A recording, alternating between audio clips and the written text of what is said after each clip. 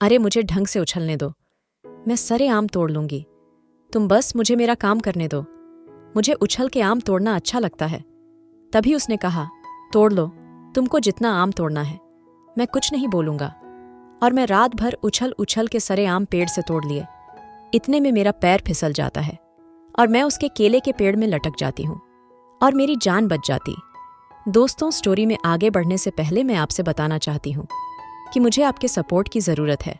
मेरे चैनल को सब्सक्राइब करिए ताकि मैं आपके लिए ऐसी स्टोरी ला सकूं। चलिए आगे स्टोरी का मजा लीजिए। दोस्तों, मेरा नाम तन्वी है। मैं गांव में रहती हूँ। सभी गांव वाले मेरी चाची चाचा, मेरे सभी रिश्तेदार बोलते हैं कि मैं गांव में सबसे खूबसूरत लड़कियों हूँ। सब मुझे बहुत ही प्यार और अपनापन जताते हैं और मुझे किसी भी चीज़ की कोई कमी नहीं होने देते। मैं अपने घर का सारा काम करती हूँ। झाड़ू लगाना, पोछा लगाना, घर की साफ सफाई रखना, घर को सजाना और अपने प्यारी सी गाय को चारा खिलाना। मैं अपनी गाय से बहुत प्यार करती हूँ। वो हमें रोज 5 लीटर दूध देती है, जिससे हमारे घर में तरह तरह के स्वादिष्ट पकवान बनते हैं। मुझे किताबें पढ़ना बहुत पसंद है। मैं हर तरह की किताब पढ़ती हूँ, लव, फैंटेसी, साइंस। मेरे मन में एक सवाल आता रहता है कि मेरा हस्बैंड कैसा होगा, क्या वह मेरा ख्याल रखेगा या फिर मुझे परेशान करेगा। मैं सोचती रहती हूँ और सोचते सोचते अपने ही ख्यालों में खो जाती हूँ और कभी कभी कुछ काम ही करना भूल जाती हूँ। तो फिर मुझे डांट पड़ती है और मैं फिर से उसे काम करने लगती हूँ। मैं थोड़ी सी चंचल हूँ। मुझे लोगों से बातें करना अच्छा लगता है। एक दिन हमारे गांव से 25 किलोमीटर दूर मेला लगा था और मेले में सर्कस भी लगा हुआ था। मुझे सर्कस देखना बहुत पसंद है। मैं वह सर्कस देखना चाहती थी, लेकिन घर वालों ने मुझे बाहर जाने से मना कर रखा था। लेकिन मुझे फिर भी वह सर्कस देखना था। गांव में मेरा एक दोस्त था जिसे मैंने चुपके से बुलाया। और कहाँ राकेश, तुम्हें पता है, गांव से दूर एक मेला लगा है और उसमें सर्कस भी है। मुझे वो सर्कस देखना है। तो राकेश ने कहा, तुम्हें पता भी है, अगर तुम घर से बाहर निकली तो तुम्हें तुम्हारे घर वाले बहुत डांटेंगे। मैं ये जोखिम नहीं उठा सकता। मैंने उसका हाथ पकड़ते हुए कहा, राकेश, मुझे वो सर्कस दिखाने ले चलो ना। मैं वो सर्कस देखना चाहती हूँ। मुझे शेर, हाथी, घोड़ा, भालू देखना है।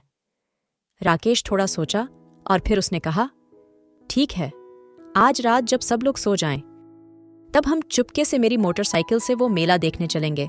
मैं खुश हो जाती हूँ और उसे एक झांपी दे देती हूँ। राकेश के चेहरे पर थोड़ी सी रौनक थी। मैं घर का सारा काम करके और सब कुछ काम खत्म करके मैं अपने कमरे में आ गई और तैयार होने लगी। मैंने अपना पसंदीदा लहंगा पहना और मैं राकेश का इंतजार करने लगी। जब सब सो गए तो राकेश चुपके से मुझे लेने आया और हम दोनों चुपके से गांव के बाहर मेला देखने के लिए निकल गए। मेले में हमने बहुत मजे किए। राकेश ने मेरी इच्छा पूरी करी।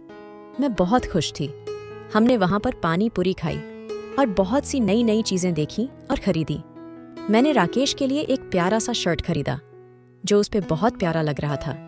हमने साथ मिलकर वहां पर फोटो खींचे और खूब मौज मस्ती करी। अब हम वापस आ रहे थे तो रास्ते में राकेश की मोटरसाइकिल खराब हो गई।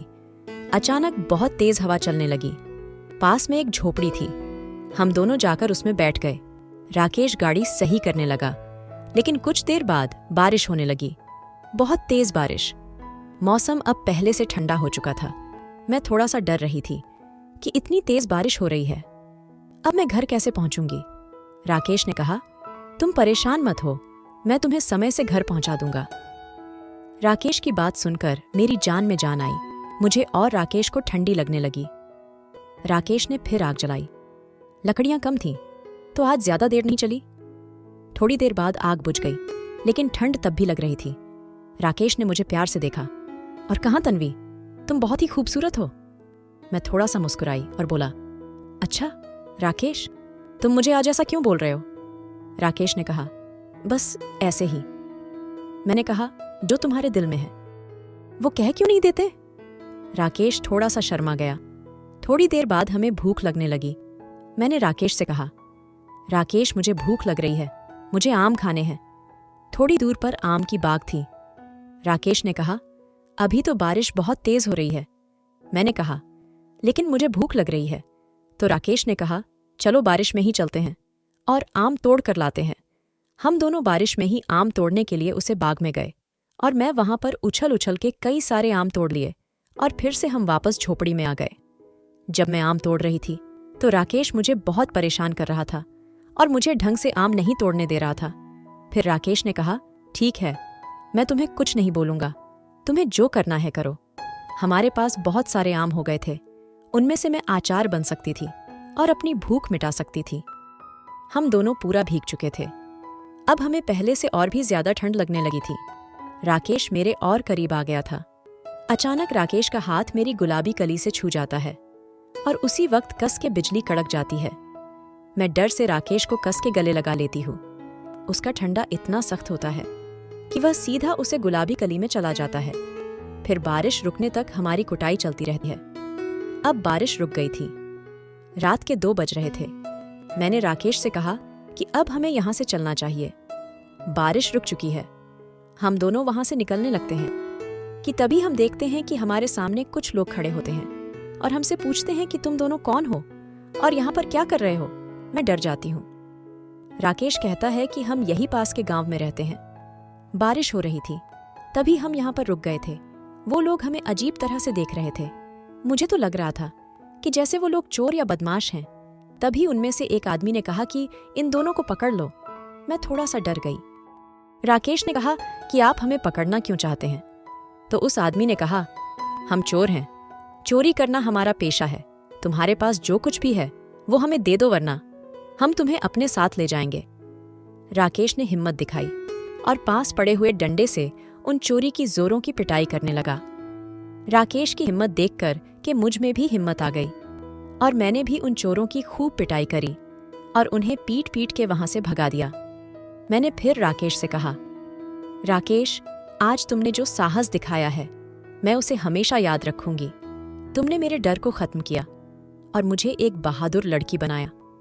राकेश ने फिर मुझे सही सलामत घर पहुंचा और वह वहां से चला गया।